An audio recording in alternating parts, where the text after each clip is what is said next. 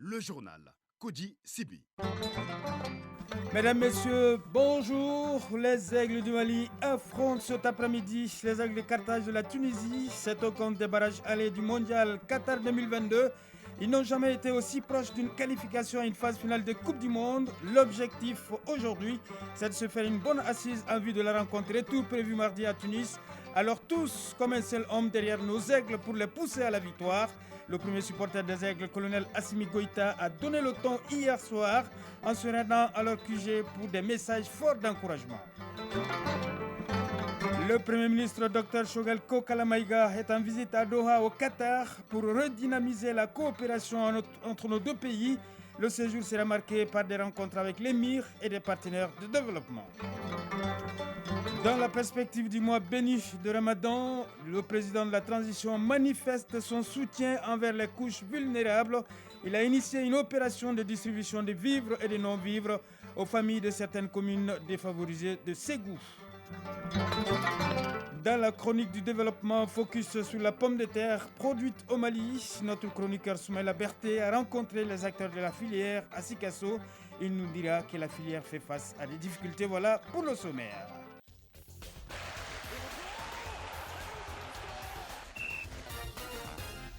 Allez, une fois n'est pas coutume, on commence par le sport. Actualité oblige. Les Aigles du Mali affrontent ce vendredi la Tunisie dans le cadre des barrages allés pour le mondial Qatar 2022 en vue de galvaniser davantage les Aigles à prendre une option sérieuse dès ce vendredi à domicile. Le chef de l'État, le colonel Assimi Goïta, a rendu visite aux Aigles dans leur quartier général au centre Ousmane Traoré à Kabbalah. Le point avec Aridou Matina. Les Aigles du Mali jouent ce vendredi contre les Aigles de Carthage de la Tunisie. C'est là au compte des matchs allés des barrages qualificatifs pour la Coupe du Monde Qatar 2022. Les Aigles, pour la première fois, sont aux portes d'une qualification historique pour la grande messe du football mondial. Et le peuple malien est mobilisé au-dedans comme au dehors derrière son équipe nationale. Le président de la transition, chef de l'État, son Excellence, le colonel Assimi Goïta, est venu rendre visite aux Aigles. Objectif, les mobiliser, les galvaniser pour cette échéance importante dont la première manche va se dérouler ce vendredi. Et le moral, c'est bon de connaître votre état d'esprit. Nous sommes ici, ce n'est pas pour vous mettre la pression, mais surtout pour vous encourager au nom du peuple malien et surtout vous manifester son soutien constant pour ce moment historique. Et rassurez-vous que le peuple malien sera avec vous sur le terrain, que le peuple malien sera avec vous pendant les moments difficiles. J'ai eu l'occasion de regarder plusieurs de vos matchs. Je sais que vous êtes des vrais professionnels. Vous avez beaucoup de capacités pour donner ces cadeaux au peuple malien. Et certainement, vous n'êtes pas rendu compte, mais chaque fois que vous avez salué militairement sur le terrain, tous les militaires vous ont répondu, y compris moi-même militairement. Pour vous dire qu'on vous suit de très près, je ne peux que vous souhaiter au nom du peuple malien bon courage, bonne chance, qu'Allah le Tout-Puissant puisse guider vos pas durant cette compétition. Cette visite du chef de l'État illustre à quel point le peuple malien aspire à cette qualification historique pour le mondial Qatar 2022. Voilà, le ministre de la Jeunesse et des Sports, chargé de l'instruction civique et de la construction citoyenne, Moussa Ag Atayer, a l'honneur d'informer l'opinion nationale et le mouvement sportif national que le match aller Mali-Tunisie comptant pour les éliminatoires de la Coupe du monde de football Qatar 2022 se jouera ce vendredi 25 mars 2022 à partir de 17h au stade du 26 mars de Bamako. Le ministre rappelle que le Mali est une vieille nation qui a toujours été une terre d'accueil, de tolérance, d'hospitalité et d'humanité. Ces valeurs que nous avons incarnées au cours des différentes compétitions sportives internationales constituent une image honorable pour notre pays. Le ministre invite en conséquence et avec insistance le public sportif national à réserver un accueil chaleureux et fraternel à la sélection nationale de football de la Tunisie, un pays ami et frère. Le ministre exhorte également le public sportif national à soutenir les Aigles du Mali avec dignité, fair play et respect de l'autre, car le sport est un facteur de paix, de fraternité et de rapprochement des pays. Il est à noter que le match retour Tunisie-Mali se jouera en terre tunisienne le mardi 29 mars 2022. Le ministre sait compter sur l'esprit sportif de toutes et de tous. Alors, on continue avec le sport. La Coupe du Mali de football jouera ses 8e de finale ce week-end. Pour ce qui est des barrages donc, de la Coupe du Monde, on en parlait il y a quelques instants. Le Mali joue dans quelques heures seulement contre la Tunisie au stade du 26 mars. Il s'agit de la manche aller. Le résumé de l'actualité sportive est signé Isaac Chenou. Cet après-midi, au stade du 26 mars, le Mali sera opposé à la Tunisie dans un match entre deux nations qui se connaissent bien. La rencontre sera forcément tactique et même difficile. Il va falloir être patient et vigilant. Les supporters feront le déplacement et devront supporter dans le fair play et aussi avec patience. Les Aigles du Mali ont les moyens de remporter la partie. La concentration est au maximum dans l'Union des Aigles. Le coup d'envoi de la rencontre est prévu pour 17h. Un match à suivre sur la radio nationale et son réseau synchronisé.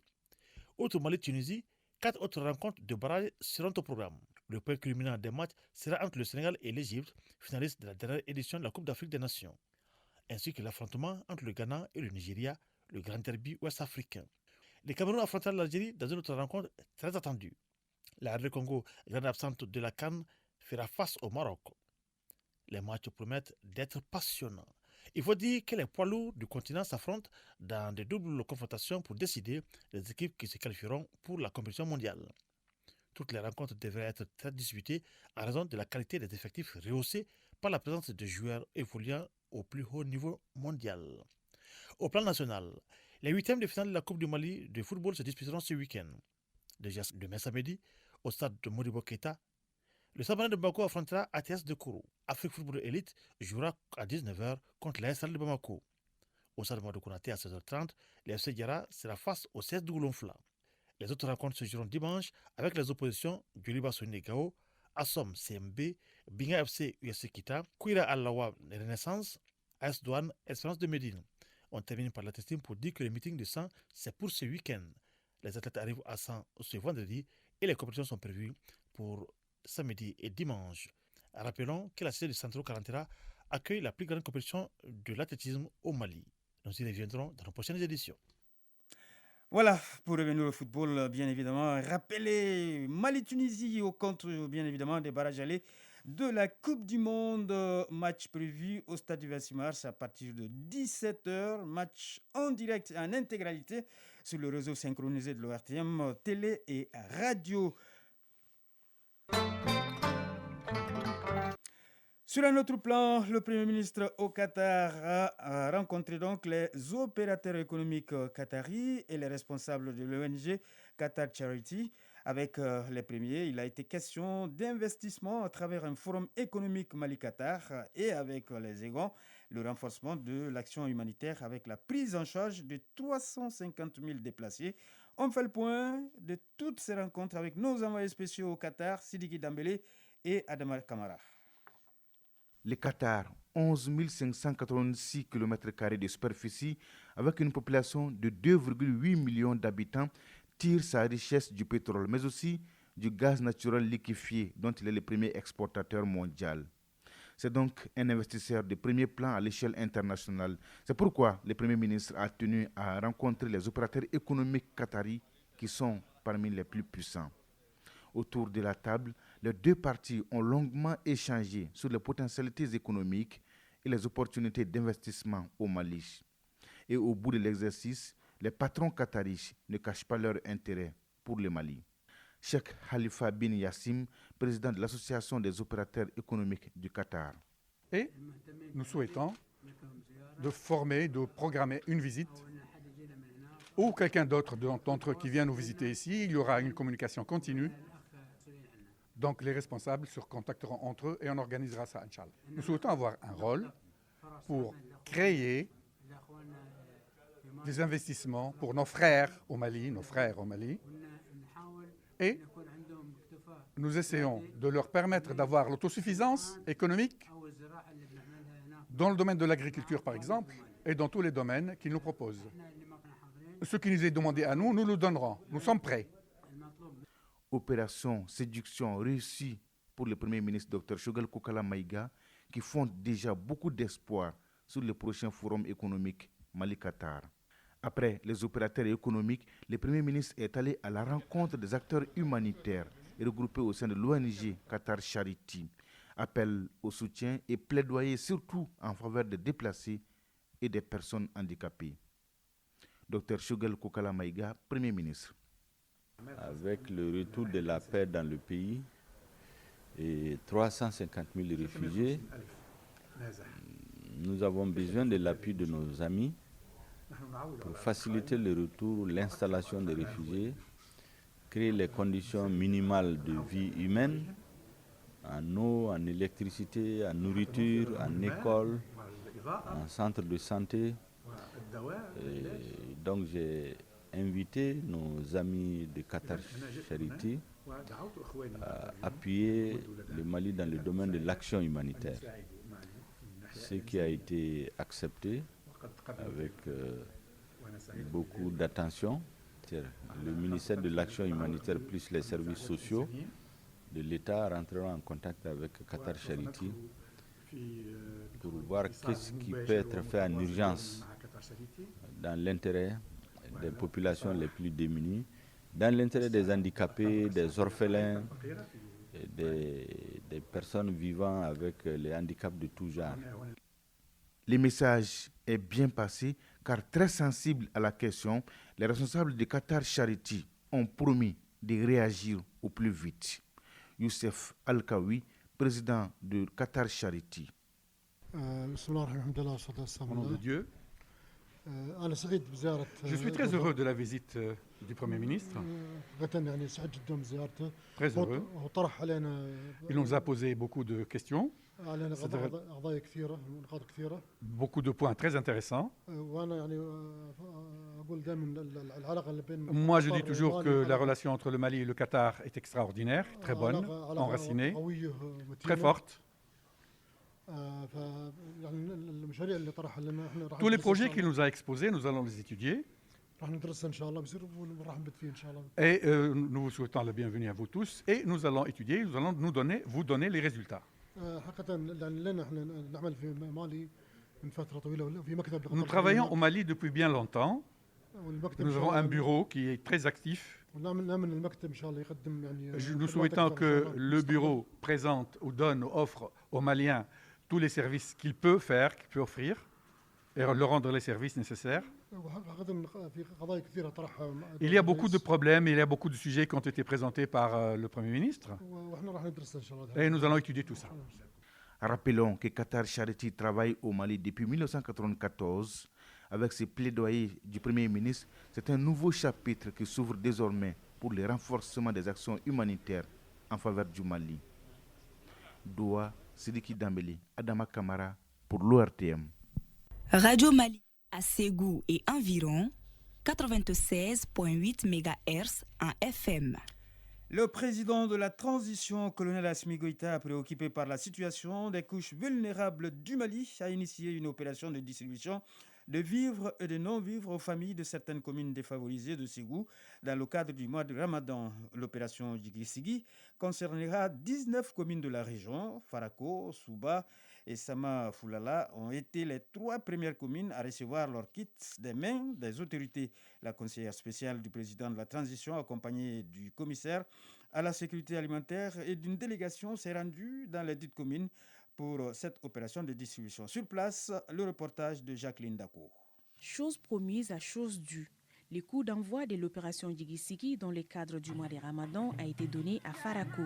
Des chants, des danses, des applaudissements de la population pour manifester leur joie et l'allégresse suite à ce geste samaritain du président de la transition à l'endroit de certains ménages vulnérables. Djelika Djara, représentante des bénéficiaires à Farako. Nous sommes très contents pour ce geste du président de la transition. Nous en sommes vraiment honorés. Cependant, il y a d'autres problèmes qui demeurent à Farako, à savoir l'accès à l'éducation, à la santé et à l'eau potable. Moussaba, représentant des bénéficiaires à Souba. Que Dieu vous bénisse, qu'il vous fortifie pour cette donation. Nous n'avons jamais bénéficié d'une telle aide venant des autorités. C'est une première à Souba. Nos bénédictions au président de la transition qu'il en soit remercié. De Farako, la délégation s'est rendue à Souba et Samanflala. Les populations des localités bénéficiaires n'ont pas manqué de saluer ce geste humanitaire du président. Assaba Diallo Touré, conseillère spéciale du président de la transition. Pour confirmer les faits, nous venons de traverser le fleuve pour avoir accès à ces zones qui sont des zones qu'on dit même des zones en rouge à cause de l'insécurité. On nous a dit ici depuis 2019, les enfants ne vont pas à l'école. Donc ça prouve que vraiment nous sommes allés sur une bonne base. C'est pour leur venir en aide pour le mois de Ramadan. Tout le monde sait que le Ramadan est un mois béni, mais un mois où il y a beaucoup de dépenses. Pour leur dire que quels que soient les moyens, quelles que soient les conditions, le président de la transition, le colonel Assimi Goïta, a en cœur tous les Maliens. Redouane Ag Mohamed Ali, commissaire à la sécurité alimentaire.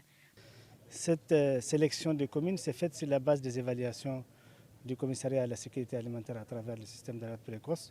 Et nous prévoyons pour ces communes en phase 4 une aide conséquente. Pour l'ensemble des communes qui sont identifiées ainsi, c'est près de 100 communes. Ça sera 15 000 tonnes qui vont être distribuées.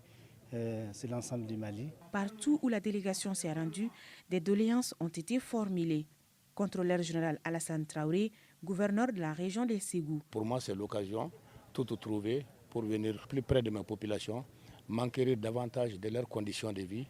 Cette opération de distribution dans 19 communes ciblées se poursuivra au bonheur des couches qui sont dans le besoin. Ségou, Jacqueline Dakou et Karamogo Traoré pour l'URTM. Le comité de pilotage de haut niveau du gouvernement et le système des Nations Unies du cadre de coopération pour le développement durable 2020-2024 s'est réuni hier au ministère des Affaires étrangères et de la coopération internationale au centre des discussions au niveau du cadre de coopération et les résultats 2020 et 2021 ainsi que les priorités stratégiques 2022. Le compte-rendu de Boubacar Sissoko. Le gouvernement du Mali et la coordination du système des Nations Unies se concertent pour mieux planifier les actions prioritaires qui participent aux politiques et stratégies de développement. La rencontre porte sur l'examen du rapport d'activité 2021 et l'approbation du plan de travail 2022. C'est aussi l'occasion de passer en revue les activités réalisées et d'en tirer les enseignements. Le bilan de cette première année d'exercice du cadre de coopération des Nations Unies pour le développement durable au Mali est estimé satisfaisant. Abdoulaye Diop, ministre des Affaires étrangères et de la coopération internationale. Il faut souligner qu'en 2020, des résultats appréciables ont été enregistrés. Ainsi, sur une prévision de 192 millions de dollars, soit environ 115 milliards de francs CFA, donc 101 millions de dollars ont pu être mobilisés, ce qui correspond à environ 61 milliards de francs CFA.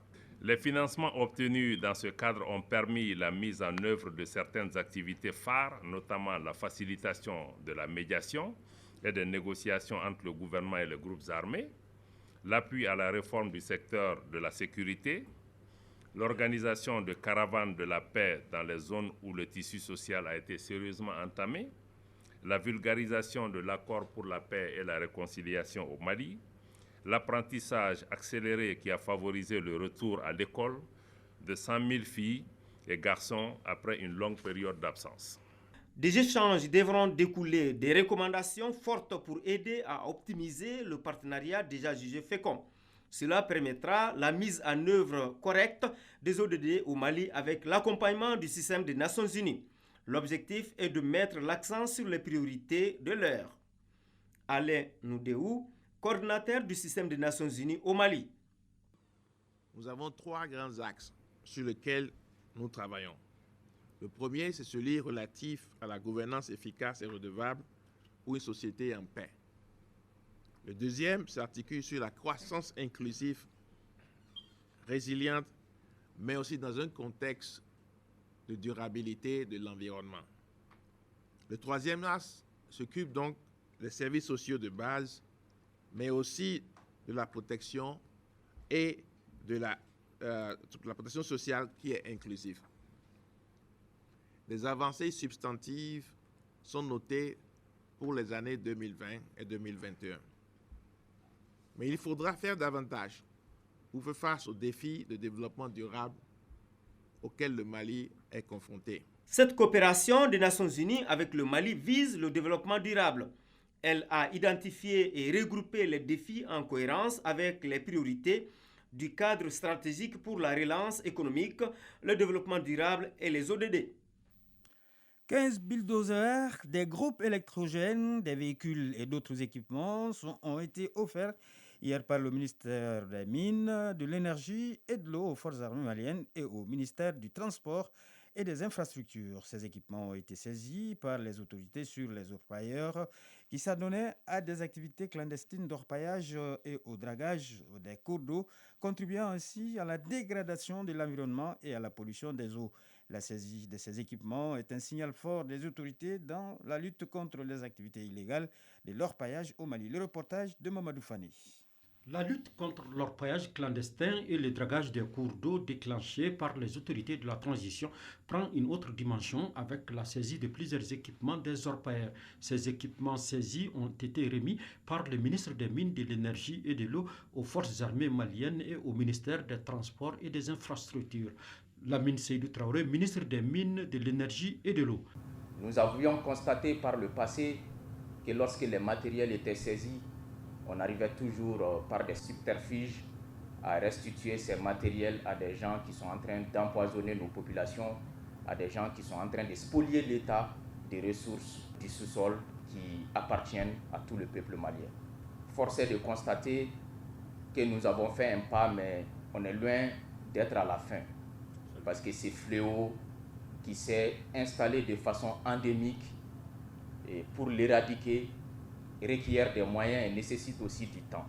Ces engins viennent à point nommé au moment où le département des transports et des infrastructures a entamé une vaste réhabilitation des routes et des caniveaux dans tout le pays. Dambélé Madina Sissoko, ministre des Transports et des Infrastructures. Le ministère des Transports et des Infrastructures s'est réjoui de l'acquisition des équipements lourds, des travaux routiers. Je vous assure que dès la semaine prochaine, ces matériels seront sur chantier. Il y a beaucoup de travaux d'urgence qui nous attendent. La saisie de ces équipements a été possible grâce à la collaboration de plusieurs départements ministériels, dont ceux de la sécurité, de la justice, de l'environnement, des domaines de l'État et des mines. Chronique du développement.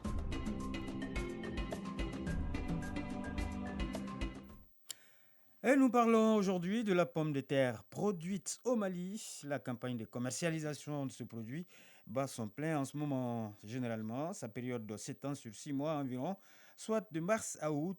Selon les dernières estimations, notre pays a produit cette année environ 400 000 tonnes de pommes de terre. La filière fait face à des contraintes majeures, des préoccupations en fait qui étaient au centre d'une journée de réflexion tenue à Sikasso le début de ce mois de mars. La chronique du développement s'est intéressée à ce sujet. Une réalisation de Soumaïla Berté avec le concours de nos collègues de la station régionale de Sikasso. Le Mali est le deuxième producteur de la pomme de terre en Afrique de l'Ouest après le Nigeria. Cette année, notre pays a réalisé une production de 400 000 tonnes pour un besoin national de 500 000. La filière pomme de terre contribue fortement à la sécurité alimentaire et nutritionnelle au Mali. Près de 2 millions de personnes évoluent dans ce sous-secteur. Abdul Karim Sanogo est le président de l'interprofession de la filière pomme de terre au Mali. La filière là se porte assez bien.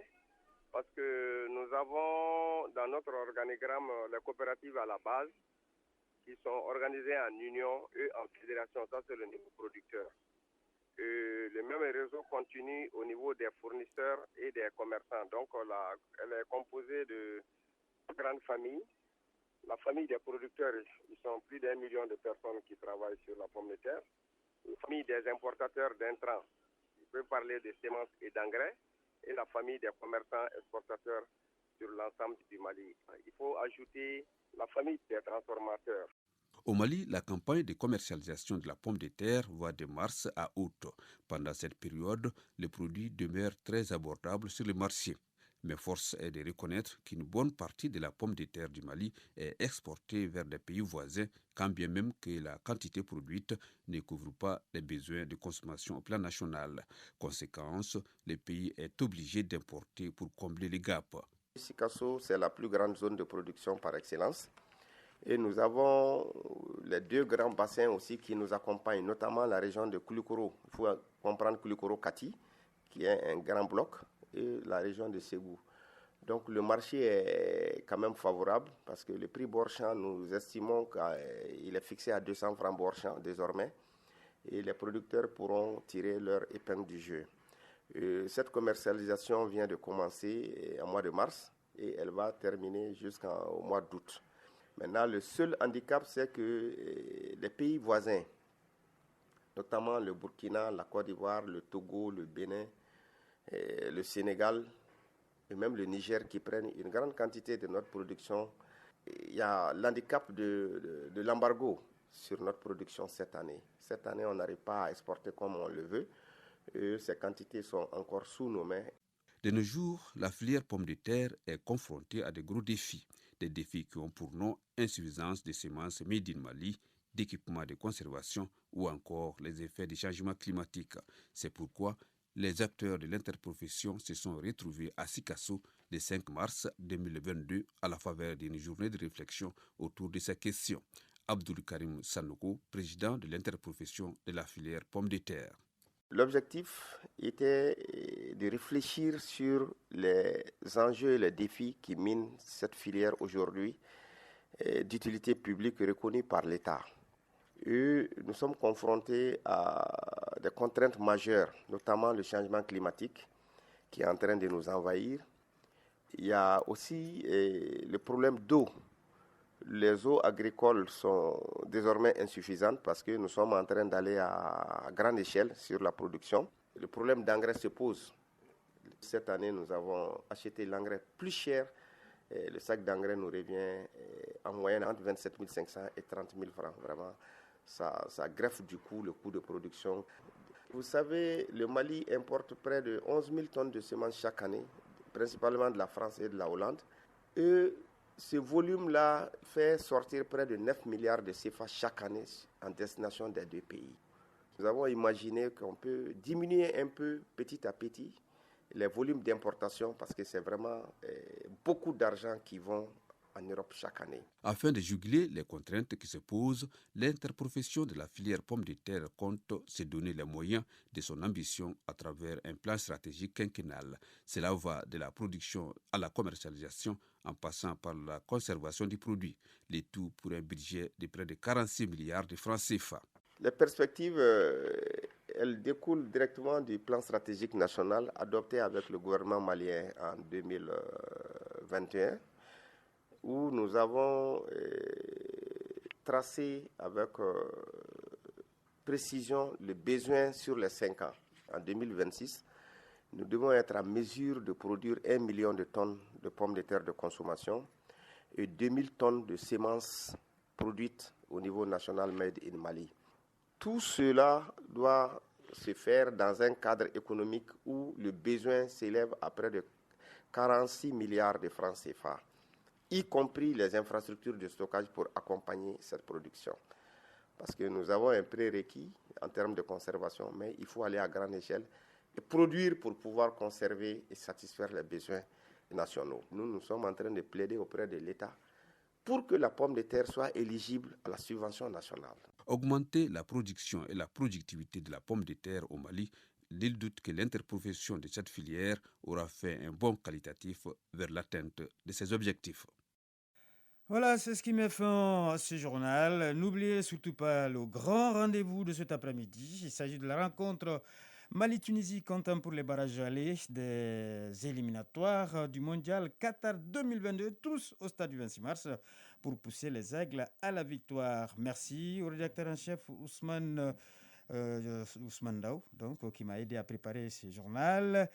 Mise en onde, Mokhtar Touré, présentation Koji Sibi. Nous vous souhaitons de passer une excellente journée de vendredi en compagnie de nos programmes.